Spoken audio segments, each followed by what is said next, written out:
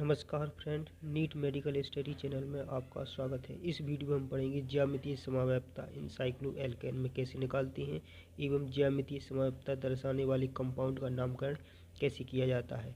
Video शुरू करने से पहले एक छोटी सी रिक्वेस्ट, अगर आप चैनल पर नए हैं तो चैनल को सब्सक्राइब करें एवं हमसे जुड़े रहने के लिए बेल आइकन को प्रेस करें। चलिए हम स्टार्ट करते हैं GI इन साइक्लोएल्केन। साइक्लोएल्केन में GI करने के लिए एक कंडीशन को ध्यान में रखना है। चक्र में दो sp3 कार्बन जिन पर दो अलग अलग परमाणु या समूह जुड़े हों वही क्या GI शो करेंगे। 2 sp3 कार्बन क्या है, दो अलग अलग परमाणु या समूह होना चाहिए। एग्जाम्पल की सहायता से इसको समझ लेते हैं। जैसे एग्जाम्पल है, यहाँ पर एक फर्स्ट एग्जाम्पल है, यहाँ पर sp3 कार्बन की बात कर रहा है। तो यहाँ से अगर नंबरिंग स्टार्ट करेंगे 1 2 3, तो यहाँ पर हाइड्रोजन होगा, यहाँ पर भी हाइड्रोजन होगा, यहाँ पर हाइड्रोजन होगा। तो ये क्या है, sp3 कार्बन, एक sp3 कार्बन। अगर 1 और 2 कार्बन कंपेरिजन किया जाए कौन कौन सी GI शो कर रही है, तो sp3 कार्बन है ना, तो उस पर क्या है, सेम ग्रुप है दोनों पर, तो ये GI शो नहीं करेगा। अगर 2 और 3 कार्बन लिया जाए, तो कंडीशन सेम हो रही है। यहाँ पर भी sp3 कार्बन पर सेम ग्रुप है, लेकिन यहाँ पर sp3 कार्बन पर दो अलग अलग परमाणु या समूह होना चाहिए तभी GI शो करेगा, तब ये GI शो नहीं करेगा। अगर 1 और 3 लिया जाए, सेम कंडीशन, सेम ग्रुप है, GI शो मतलब कंपाउंड GI शो नहीं करेगा। एग्जाम्पल सेकंड लेंगे, CH3H,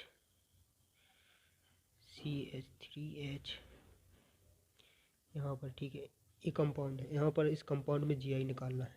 यहाँ से नंबरिंग स्टार्ट करेंगे 1 2 3। सबसे पहले 1 और 2 कार्बन की कंपेरिजन करेंगे, तो यहाँ पर क्या है, हाइड्रोजन होंगे। यहाँ पर sp3 कार्बन पर दो अलग अलग क्या है, परमाणु या समूह है, ठीक है। तो यहाँ पर, लेकिन यहाँ पर देखा जाए इस वाले कार्बन पर तो सेम समूह है, तो ये GI शो नहीं करेगा। 2 3 की कंपेरिजन करिए, 2 और 3 का कंपेरिजन करिए, तो दोनों ही sp3 कार्बन पर अलग अलग क्या है, परमाणु या समूह है, तो ये GI शो करेगा, ठीक है। अगर यहाँ बात की जाए 1 और 3 की, सेम कंडीशन है, GI शो नहीं करिए क्योंकि यहाँ पर सेम ग्रुप है, sp3 कार्बन है, तो पूरा कंपाउंड GI शो करेगा, कर रहा है ना। यहाँ पर 2 और 3 में GI शो कर रहे हैं, तो कंपाउंड GI शो करेगा। एग्जाम्पल 3, इस कंपाउंड में देखना है GI शो करेगा। अगर यहाँ से स्टार्ट करते हैं, यहाँ से इस कार्बन पर गई तो सेम sp3 कार्बन पर सेम एटम हाइड्रोजन मिलेंगे। यहाँ से यहाँ पर गई तो यहाँ पर भी सेम मिलेंगे, मतलब यहाँ पर ये GI शो नहीं करेगा। यहाँ से अगर यहाँ पर आए, यहाँ से यहाँ, तो भी ये सेम हाइड्रोजन यहाँ पर आए तो भी सेम। यहाँ से अगर यहाँ इसका आए तो क्या होगा, यहाँ पर अलग अलग मिलेंगे। यहाँ पर एक हाइड्रोजन होगा, यहाँ पर भी एक हाइड्रोजन होगा, ठीक है। रेड पेन से लिख देखते हैं, यहाँ पर एक हाइड्रोजन होगा, यहाँ पर भी एक हाइड्रोजन होगा। तो यहाँ पर एक पूरा देखा जाए sp3 कार्बन है, तो यहाँ पर दो अलग अलग परमाणु के समूह हो रही है, मतलब नंबरिंग कीजिए 1 2 3 4। 1 और 4 कार्बन पे किया जाए तो ये GI शो कर रहा है, ठीक है। एग्जाम्पल नंबर 4 पढ़ लेते हैं।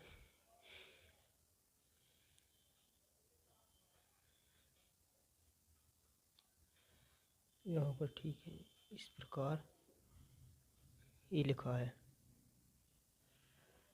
ठीक है। कंडीशन क्या थी, GI शो करने के लिए चक्र में sp3 कार्बन पर दो अलग अलग परमाणु या समूह होने चाहिए। तो ठीक है, यहाँ से स्टार्ट करेंगे। अगर यहाँ से स्टार्ट करेंगे, यहाँ गए तो यहाँ पर हाइड्रोजन मिलेंगे, दो हाइड्रोजन मिलेंगे, भाई GI शो नहीं करेगा। यहाँ पर आए तो भी दो हाइड्रोजन मिलेंगे। यहाँ से अगर यहाँ पर गए तो क्या होगा, तो भी दो हाइड्रोजन मिलेंगे। यहाँ पर गए तो क्या हुआ, यहाँ पर एक हाइड्रोजन मिलेगा, एक CH3 मिलेगा, लेकिन यहाँ पर तो सेम है, तो पूरा कंपाउंड क्या है, GI शो नहीं करेगा, GI शो नहीं करेगा। क्योंकि यहाँ पर इस कार्बन की अगर तुलना करी जाए इस कार्बन की, तो यहाँ पर तो sp3 कार्बन पर सेम ग्रुप आ रहे हैं, Br यहाँ पर, लेकिन अलग अलग होना चाहिए, ठीक है। कंपाउंड GI शो नहीं करेगा। अब हम एक कंडीशन और पढ़ेंगे अबाउट डबल बॉन्ड। अगर चक्र में डबल बॉन्ड उपस्थित है तो GI प्रदर्शित करने के लिए कौन सी कंडीशन होना चाहिए? वहाँ पर चक्र में न्यूनतम 8 एटम तो होना ही चाहिए, तभी वो GI शो करेगा। जैसे एग्जाम्पल देखेंगे इसका, यहाँ पर देखा जाए 2 एग्जाम्पल दिख रहे हैं, एग्जाम्पल फर्स्ट, एग्जाम्पल सेकंड। तो डबल बॉन्ड अगर चक्र में है तो क्या होना चाहिए? न्यूनतम 8 परमाणुओं की संख्या तो होनी चाहिए। तो यहाँ पर देखा जाए इसमें 1 2 3 4 5 6 7 8, तो यहाँ पर ये वाला कंपाउंड GI शो करेगा, ये वाला कंपाउंड GI शो नहीं करेंगे। चक्र में कितने हैं? 1 2 3 4 5 6 ही कार्बन है, तो ये वाला GI शो क्या करेगा? ये वाला GI शो नहीं करेगा।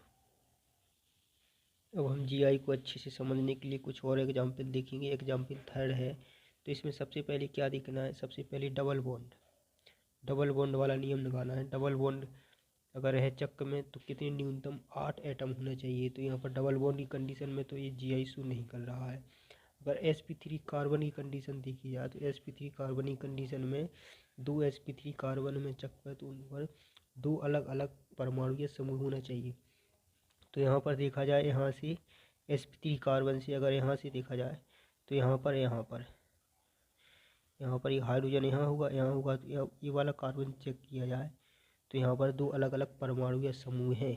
तो यहाँ पर sp3 कार्बन की कंडीशन में क्या हो रहा है? GI शो हो रहा है। ठीक है, तो पूरा कंपाउंड GI शो करेगा। यहाँ पर कंपाउंड GI शो करेगा, पूरे कंपाउंड की बात कर रहे हैं यहाँ पर। इस तरह सबसे पहले इसमें क्या देखना है? डबल बॉन्ड की कंडीशन देखना है। तो डबल बॉन्ड की कंडीशन में तो नहीं हो रहा है भाई GI शो नहीं, क्योंकि 8 परमाणु होना चाहिए। अब सेकंड कंडीशन लगाएंगे sp3 कार्बन की। sp3 कार्बन की कंडीशन लगाएंगे तो यहाँ पर GI शो नहीं कर रहा है, कहीं किसी भी कंडीशन में GI शो नहीं करेगा। यहाँ से स्टार्ट करें तो 2 हाइड्रोजन होंगे यहाँ पर, तो अलग अलग इस वाले कार्बन पर तो अलग अलग हो जाएगी, लेकिन यहाँ पर इस वाले sp3 कार्बन पर सेम हाइड्रोजन। यहाँ से स्टार्ट करेंगे, ये वाला कंपेरिजन करेंगे तो इस पर सेम हो जाएगा, यहाँ से करेंगे इस पर सेम। ठीक है, हमको चक्र में sp3 कार्बन देखना है, लेकिन यहाँ पर तो sp2 कार्बन हो रहा है। यहाँ पर 1 2 3 3 सिग्मा 1 मतलब sp2। तो यहाँ पर sp3 कार्बन ये वाला यहाँ पर इनमें में चेक किया जाए तो क्या हो रहा है? GI शो नहीं हो रहा है। ठीक है, तो पूरा कंपाउंड ही GI शो नहीं करेगा। यहाँ पर इस प्रकार हम साइक्लोएल्केन में GI ज्ञात कर सकते हैं। कौन सा कंपाउंड शो कर रहा है ज्यामितीय समरूपता, या कौन सा कंपाउंड ज्यामितीय समरूपता शो नहीं कर रहा है। अब हम पढ़ेंगे ज्यामितीय समरूपता दर्शाने वाले कंपाउंड का नामकरण कैसे करते हैं। ज्यामितीय समरूपता का नामकरण 3 प्रकार से होता है: सिस ट्रांस, EZ और सिन और एंटी। सिस ट्रांस किस कंडीशन में होता है? हम पढ़ चुके हैं। जब समान समूह एक साइड हो तो उस साइड क्या बोलेंगे? सिस, उसको बोलेंगे सिस बोलेंगे। अगर समान समूह विपरीत ओर हो तो उसको बोलेंगे ट्रांस। ठीक है, फिर भी इसका ये एग्जाम्पल देख लेते हैं, सिस व ट्रांस। सिस ट्रांस की कंडीशन कब होगी? समान समूह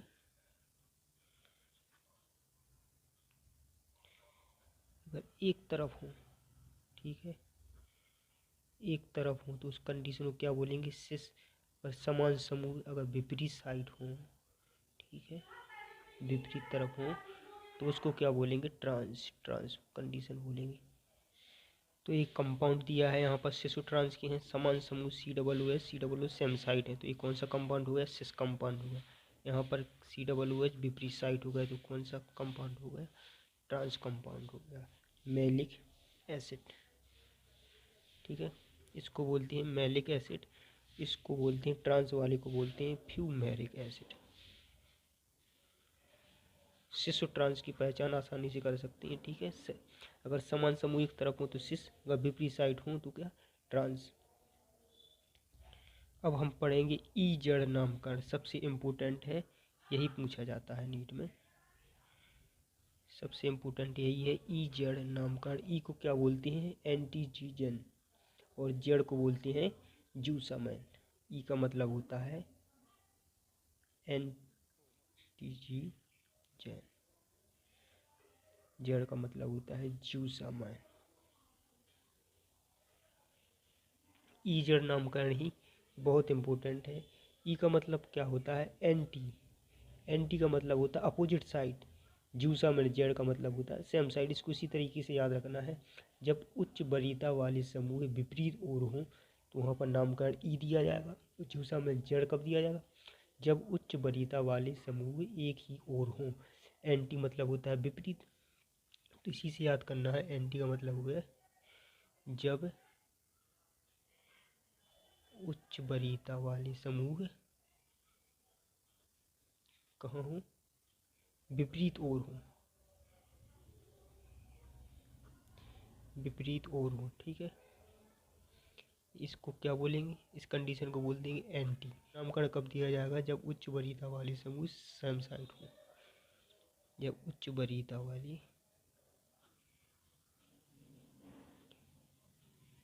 समूह कहाँ हो? एक ही ओर हो। इस कंडीशन को जड़ नाम दिया जाएगा। ठीक है, यही चीज़ याद रखना है। एक ही ओर जड़ नाम दिया जाएगा, वो विपरीत ओर मतलब ई नाम दिया जाएगा। अब इसको पढ़ने से पहले कुछ नियम पढ़ेंगे हम, इसके बाद हम ई जड़ नामकरण को पढ़ेंगे। यहाँ पर फर्स्ट रूल है sp2 कार्बन से सीधे जुड़े परमाणु के परमाणु क्रमांक के समानुपाती होता है। अगर sp2 कार्बन से कोई एटम जुड़ा है तो उसके परमाणु क्रमांक के समानुपाती। एग्जाम्पल की सहायता ये समझेंगे। sp2 कार्बन से जुड़ा कोई भी एटम है जिसका एटॉमिक नंबर ज़्यादा होगा वही हाई पोटेंशियल होगा, मतलब उसी को उच्च वरीयता देंगे। तो यहाँ पर देखा जाए, यहाँ पर क्या है? sp2 कार्बन ये है। ठीक है, तो यहाँ पर किसका परमाणु क्रमांक ज़्यादा है, क्लोरीन या ब्रोमीन? तो यहाँ पर ब्रोमीन का है, तो इसी को हाई पोटेंशियल दे दिया जाएगा, मतलब उच्च वरीयता वाला समूह यही होगा। यहाँ में किसकी sp2 कार्बन से यहाँ पर तुलना कर जाए आयोडीन और फ्लोरीन, तो यहाँ पर उच्च वरीयता किसकी दी जाएगी? जिसका परमाणु क्रमांक ज़्यादा होगा। यहाँ पर परमाणु क्रमांक आयोडीन का है, तो यहाँ पर हाई पोटेंशियल वाला समूह यही होगा। तो हाई पोटेंशियल वाली देखा जाए कहाँ है? दोनों ही विपरीत हो रहे हैं यहाँ पर। अब हाई पोटेंशियल से तुलना कर लेंगे। यहाँ पर आयोडीन यहाँ पर हाई पोटेंशियल ऊपर है, यहाँ पर ब्रोमीन नीचे है, तो इसका कंपाउंड कैसा हो जाएगा? एंटीजन जेजन। ठीक है, ई इसका नामकरण हुआ कंपाउंड का ई। सेकंड रूल है, अगर रूल फर्स्ट असफल होता है तो सेकंड परमाणु को लेंगे, उस परमाणु को देखेंगे उसका एटॉमिक नंबर मतलब ज़्यादा है या कम है। एग्जाम्पल की सहायता से इसको देख लेंगे। रूल सेकंड, ठीक है, रूल सेकंड है। रूल सेकंड है, अगर रूल फर्स्ट असफल होता है तो अगली परमाणु को लेंगे। मतलब अगर दोनों का मतलब क्या हुआ? दोनों का सेम परमाणु क्रमांक हो गया तो फिर अगले एटम को लेंगे। यहाँ पर जैसे देखेंगे sp2 कार्बन है, यहाँ ये देखा जाए तो यहाँ पर कार्बन कार्बन तो वही सेम हो गया। कार्बन कार्बन 6 दोनों का परमाणु क्रमांक सेम है। तो अब नेक्स्ट एटम को लेंगे। अब नेक्स्ट एटम यहाँ पर एक कार्बन आ रहा है, तो यहाँ अगर नेक्स्ट एटम यहाँ पर लिया जाए तो यहाँ पर सीधे 3 कार्बन आ रहा है, 1 2 3। यहाँ से नेक्स्ट एटम क्या है? 3 कार्बन जुड़ी, यहाँ से ओनली एक कार्बन जुड़ा हुआ है, तो यहाँ पर हाई पोटेंशियल ये हो जाएगा। ठीक है, अगर यहाँ से देखा जाए यहाँ पर कार्बन यहाँ पर नाइट्रोजन, तो हाई पोटेंशियल कौन सा हो जाएगा? नाइट्रोजन हो जाएगा, क्योंकि यहाँ परमाणु क्रमांक 7 होता है, तो जिसका परमाणु क्रमांक ज़्यादा होगा वही हाई पोटेंशियल पर होगा। यहाँ पर हाई पोटेंशियल कौन सी साइड है? सेम साइड है मतलब। ठीक है, तो यहाँ पर क्या हो जाएगा? जेड। एक ही ओर जुड़े हैं, विपरीत ओर नहीं जुड़े हैं। ठीक है, अगर हाई पोटेंशियल वाले समूह एक ही ओर जुड़े हों तो वहाँ पर ज्यूसामैन या जेड नाम दिया जाएगा। अगर विपरीत ओर जुड़े हों, अगर यहाँ पर ठीक है हाई पोटेंशियल यहाँ हो जाता तो यहाँ पर ई नामकरण दिया जाता है। ठीक है, अब नेक्स्ट रूल है, अगर बहुबंध हों तो किस प्रकार का नामकरण करेंगे? रूल थर्ड है, अगर बहुबंध हों। ठीक है, तो इस कंडीशन में क्या किया जाएगा? अगर बहुबंध है तो सबसे पहले इसका स्ट्रक्चर बनाना है हमको। किस तरीके से स्ट्रक्चर बनाना है? यहाँ पर देखा जाए एक कार्बन से इस कार्बन से कितने ऑक्सीजन जुड़े हैं? 2, मतलब डबल बॉन्ड के द्वारा ठीक है ऑक्सीजन जुड़ा है, तो मतलब इस कार्बन से 2 ऑक्सीजन जोड़ देना है, 2 बॉन्ड लगा देना है। अब इस ऑक्सीजन से कितने बॉन्ड के द्वारा कार्बन जुड़ा है? मतलब 2 बॉन्ड के द्वारा कार्बन जुड़ा है। ठीक है, तो इस ऑक्सीजन से इस ऑक्सीजन से एक बॉन्ड के द्वारा कार्बन तो जोड़ दिया गया, यहाँ पर एक और जोड़ दिया गया। इस तरीके से एक कंपाउंड पूरा हो गया। ठीक है, इस तरीके से कंपाउंडों का बहुबंध की स्थिति में एक एग्जाम्पल समझ लेंगे। साइनाइड मतलब एक कार्बन कितने बॉन्ड के द्वारा नाइट्रोजन से जुड़ा है? इसका स्ट्रक्चर कैसे बनाएंगे, ये कार्बन कितने बॉन्ड के द्वारा नाइट्रोजन से जुड़ा है, तो कितने बॉन्ड के द्वारा, 3 बॉन्ड के द्वारा, मतलब इस कार्बन से 3 बॉन्ड के द्वारा 3 नाइट्रोजन जोड़ना पड़ेगा। इस तरीके से इसको जोड़ना पड़ेगा। ये जोड़ दिया गया। अब इस नाइट्रोजन से कितने बॉन्ड के द्वारा कार्बन जुड़े हैं, 3 बॉन्ड के द्वारा कार्बन जुड़े हैं, तो एक कार्बन तो जुड़ा है, 2 कार्बन और इससे जोड़ना पड़ेंगे। इस तरीके से इसका स्ट्रक्चर ही बन गया। बहुबंध की स्थिति में ऐसा कंपाउंड बनेगा, फिर इसका नामकरण करना है। मतलब अगर सीधा समझा जाए, अगर बहुबंध वाला कोई एटम आ रहा है तो हाई प्रायोरिटी उसी को देना है। अब हम इस एग्जाम्पल को देखेंगे। यहाँ पर sp2 कार्बन है, ठीक है, ये कौन सा sp2 कार्बन। यहाँ पर हाई प्रायोरिटी या लो प्रायोरिटी ये वाले ग्रुप देखने हैं। तो यहाँ पर देखें कार्बन और नाइट्रोजन। तो यहाँ पर सबसे पहले हाई प्रायोरिटी किसको जाएगी, यहाँ पर पहला ही एटम क्या है, उसका वो परमाणु क्रमांक ज़्यादा है, तो यहाँ हाई प्रायोरिटी इसी को दे देंगे। अगर ये दोनों सेम आ जाती ना, नाइट्रोजन नाइट्रोजन आ जाती, तो यहाँ पर फिर यहाँ पर अगला नियम लगाती। यहाँ पर तो पहला ही नियम आ गया कि यहाँ पर एटॉमिक नंबर ज़्यादा है, तो हाई प्रायोरिटी उसी को दे दी जाएगी।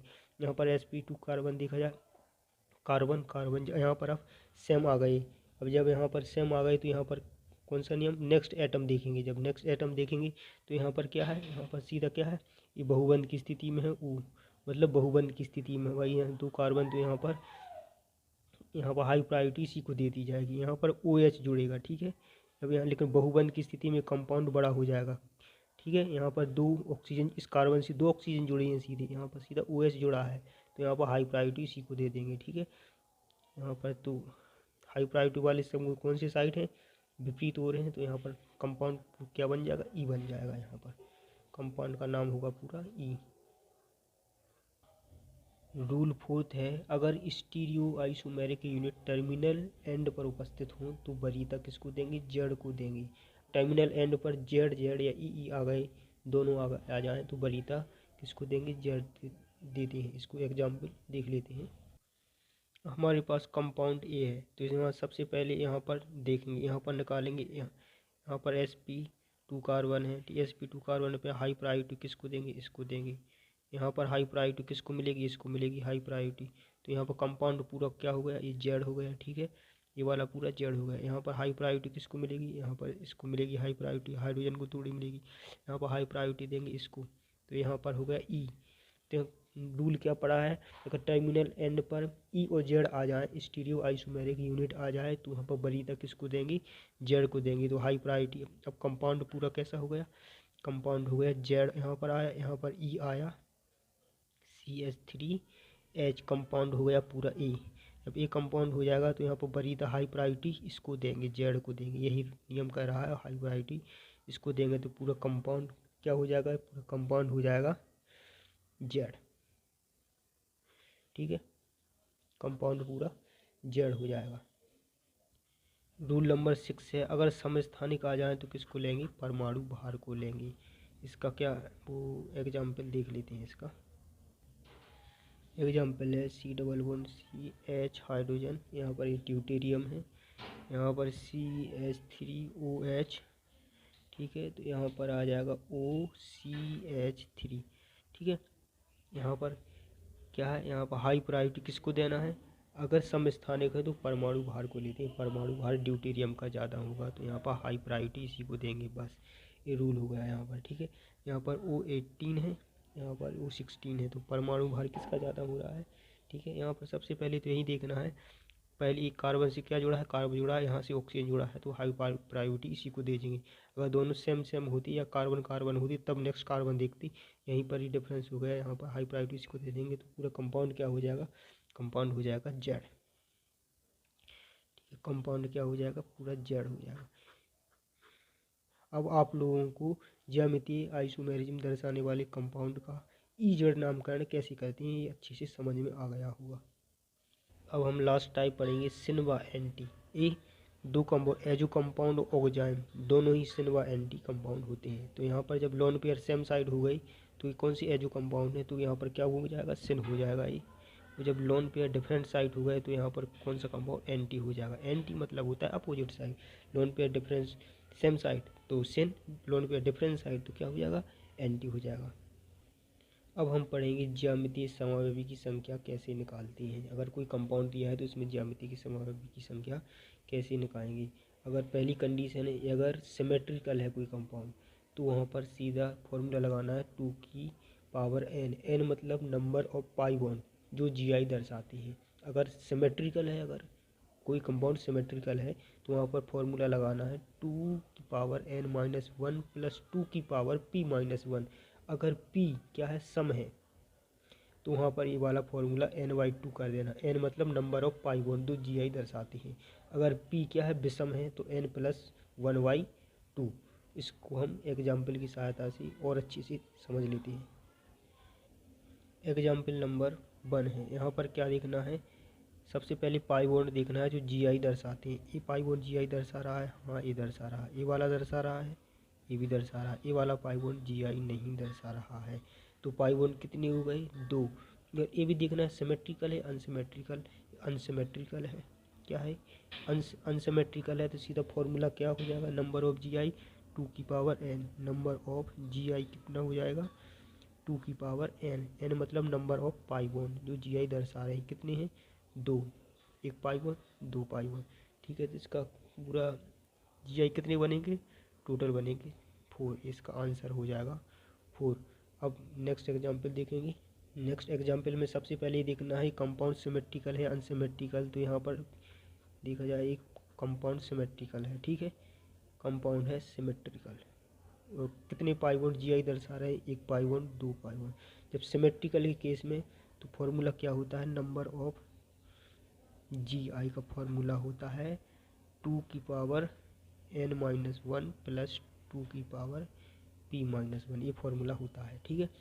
तो n-1 मतलब नंबर ऑफ GI कितना, ये नंबर ऑफ GI जो पाई बॉन्ड दर्शा रहे हैं, तो n कितना है, 2 है, तो 2-1 प्लस 2 p-1। p अगर सम है p, तो क्या हो जाएगा, फॉर्मूला क्या हो जाएगा, यहाँ पर ये वाला फॉर्मूला लगेगा, सम है तो p n/2। n मतलब नंबर ऑफ पाई बॉन्ड, तो n पाई बॉन्ड कितनी थी, 2, ठीक है।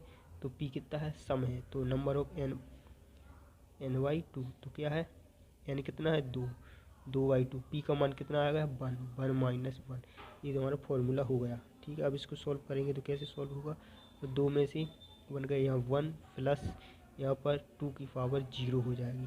तो यहाँ पर जब सॉल्व करेंगे तो यहाँ पर क्या मिलेगा, यहाँ पर मिलेगा 2 की पावर 1 मतलब 2 हो गया, और किसी की घात 0 हो जाए तो वहाँ पर 1 हो जाता है, ठीक है। यहाँ पर आंसर आ जाएगा 3, आंसर आएगा 3। मतलब इसकी GI कितनी बनेगी, टोटल 3 बनेगी, ठीक है। हम नेक्स्ट एग्जाम्पल करेंगे। सबसे पहले देखेंगे पाई बॉन्ड। पाई बॉन्ड देखेंगे कितने GI शो कर रहे हैं, तो एक pi bond A GI show कर रहा है, एक pi bond A GI show कर रहा है, ठीक है, एक pi bond A GI show कर रहा है। अब ये भी देखना है भाई सिमेट्रिकल है या अनसिमेट्रिकल, कंपाउंड पूरा सिमेट्रिकल है, ठीक है, सिमेट्रिकल है। यहाँ पर देखा है CH3 बच रहा है लास्ट में, यहाँ पर भी CH3 मतलब सिमेट्रिकल कंपाउंड है। GI 3 पाई बॉन्ड है, तो मतलब पाई बॉन्ड की संख्या कितनी आ रही है, विषम आ रही है। तो यहाँ पर फॉर्मूला पहली बात तो कंपाउंड क्या होगा, सिमेट्री हो गई, तो नंबर ऑफ GI कितनी हो जाएंगी, फॉर्मूला कौन सा लगेगा, सबसे पहले तो फॉर्मूला चेक करना है 2n-1 प्लस 2 की पावर p-1। तो p क्या है, यहाँ पर विषम आ जाएगा, तो p विषम आ जाएगा तो n+1/2 फॉर्मूला आ जाएगा यहाँ पर।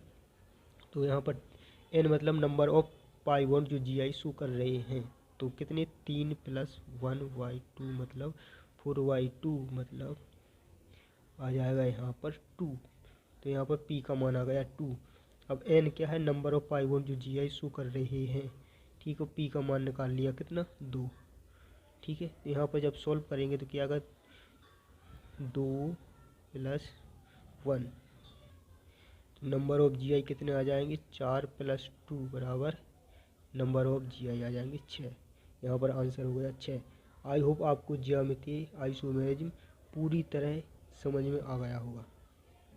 साइक्लोएल्केन में ज्यामितीय समाप्तता कैसे चेक करते हैं, और ज्यामितीय समाप्त का नामकरण कैसे किया जाता है, और ज्यामितीय समावयवी की संख्या कैसे निकालती है, ये हमने अच्छी तरह से इस वीडियो में पढ़ लिया है। और इसके ये ज्यामितीय समावयवता का दूसरा वीडियो है, पहले वाला वीडियो जरूर देखें ताकि आपको पूरी ज्यामितीय समावयवता के कंसेप्ट क्लियर हो जाए। थैंक यू फ्रेंड, ऐसे ही कंसेप्चुअल वीडियो पाने के लिए चैनल को सब्सक्राइब जरूर करें और हमसे जुड़े रहने के लिए बेल आइकन को ज़रूर दबाएं।